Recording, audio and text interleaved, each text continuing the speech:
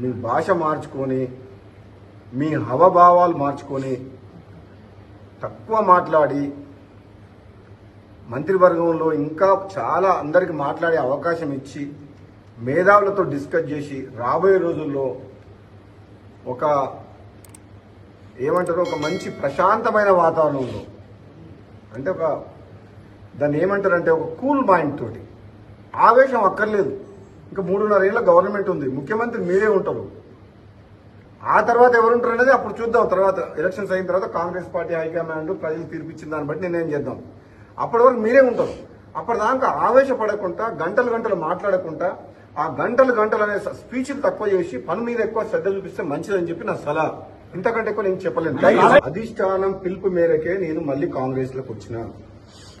అధిష్టానం తరపున సునీల్ కన్గోలు, బట్టి విక్రమార్క గారు, మహేష్ కుమార్ గౌడ్ గారు ప్రస్తుత పిసిసి ప్రెసిడెంట్, ఆ రోజు incharge general secretary Manikrao Thakre గారు అధిష్టానం తరపున హామీ ఇచ్చి తీసుకొచ్చిండ్రు.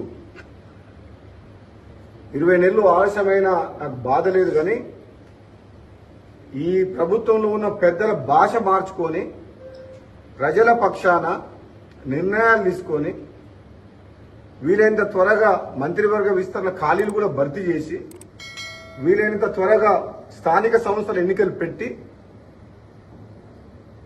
గ్రామాల్లో అభివృద్ధి నోచుకోలేక 20 నెలల నుంచి భయంకరమైన పరిస్థితులు ఉన్నది. కాబట్టి ఒక బలమైన నాయకత్వాన్ని గ్రామ స్థాయిలో కూడా మనం నిర్మాణం చేసుకోవాల్సిన బాధ్యత ఉంది. కాబట్టి ఇప్పటికైనా మనం పాలన సరైన రీతిలో అందించే విధంగా ముందుకు పోవాలని చెప్పి సూచిస్తున్నాం. డిజిటల్ మీడియా మీద ఎందుకు సీఎం రేవంత్ రెడ్డి ఫ్రస్ట్రేషన్ గురై మాట్లాడుతూ చెప్పనుకోవాలి? సోషల్ మీడియా కానీ మీడియా వాళ్ళ మీద కూడా అధికారంలోకి వచ్చిన తర్వాత సామెత ఒకటి ఉంది కదా, ఓడ దాటే వరకు ఓడమల్లయ్య, ఓడ దాటినాక బోడమల్లయ్య. డిజిటల్ మీడియా విషయంలో కూడా రేవంత్ రెడ్డి గారు మాట్లాడిన మాటలు వింటే నాకు అదే సామెత గుర్తొస్తుంది. కానీ ముఖ్యం ఆవేశపూరితమైన ప్రసంగాలు మాట్లాడి ప్రతిపక్షాలను తిట్టి ప్రజలందరూ అసహించుకుంటున్నారు.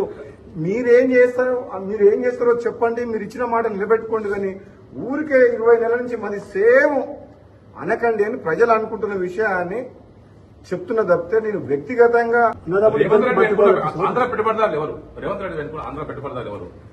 ఇక మీకు 1 2 3 4 5 6 20 మంది ఉన్నారు. ఈ రాష్ట్రాన్ని దోసుకుంటున్న ఇప్పుడు కూడా రాబోయే రోజుల్లో సమయం వచ్చినప్పుడు వాళ్ళ బండారం బయట పెడతా.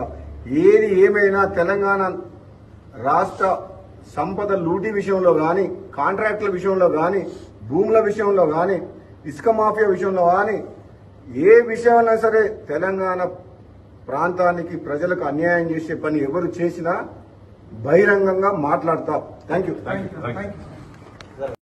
మీ భాష మార్చుకొని మీ హవభావాలు మార్చుకొని తక్కువ మాట్లాడి మంత్రివర్గంలో ఇంకా చాలా అందరికి మాట్లాడే అవకాశం ఇచ్చి మేధావులతో డిస్కస్ చేసి రాబోయే రోజుల్లో ఒక ఏమంటారు ఒక మంచి ప్రశాంతమైన వాతావరణంలో అంటే ఒక దాన్ని ఏమంటారంటే ఒక కూల్ మైండ్ తోటి ఆవేశం అక్కర్లేదు.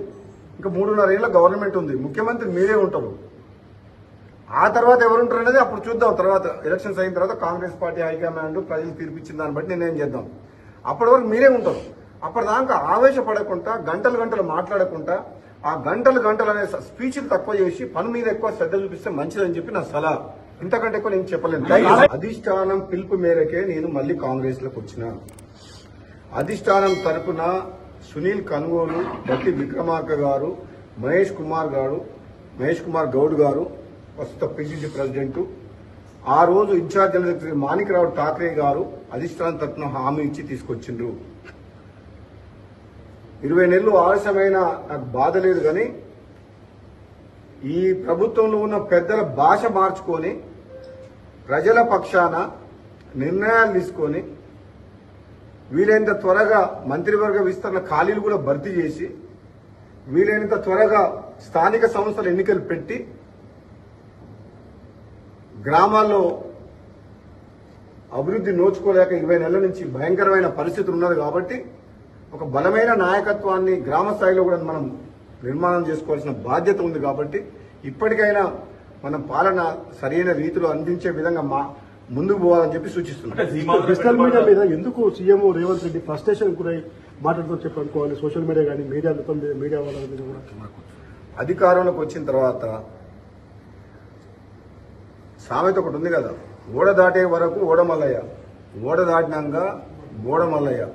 డిజిటల్ మీడియా విషయంలో కూడా రేవంత్ రెడ్డి గారు మాట్లాడిన మాటలు వింటే నాకు అదే సామెత గుర్తొస్తుంది.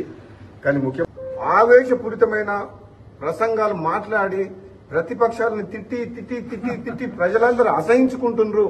మీరేం చేస్తారో చెప్పండి, మీరు ఇచ్చిన మాట నిలబెట్టుకోండి, కానీ ఊరికే 20 నెలల నుంచి మరి సేమ్ అనకండి అని ప్రజలు అనుకుంటున్న విషయాన్ని చెప్తున్న తప్పితే నేను వ్యక్తిగతంగా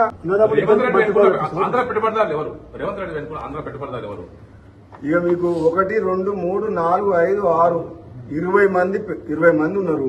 ఈ రాష్ట్రాన్ని దోసుకుంటున్న ఇప్పుడు కూడా రాబోయే రోజుల్లో సమయం వచ్చినప్పుడు వాళ్ళ బండారం బయట పెడతా. ఏది ఏమైనా తెలంగాణ రాష్ట్ర సంపద లూటీ విషయంలో కానీ, కాంట్రాక్టుల విషయంలో కానీ, భూముల విషయంలో కానీ, ఇసుక మాఫియా విషయంలో కానీ, ఏ విషయంలో సరే తెలంగాణ ప్రాంతానికి ప్రజలకు అన్యాయం చేసే పని ఎవరు చేసినా బహిరంగంగా మాట్లాడతా. Thank you.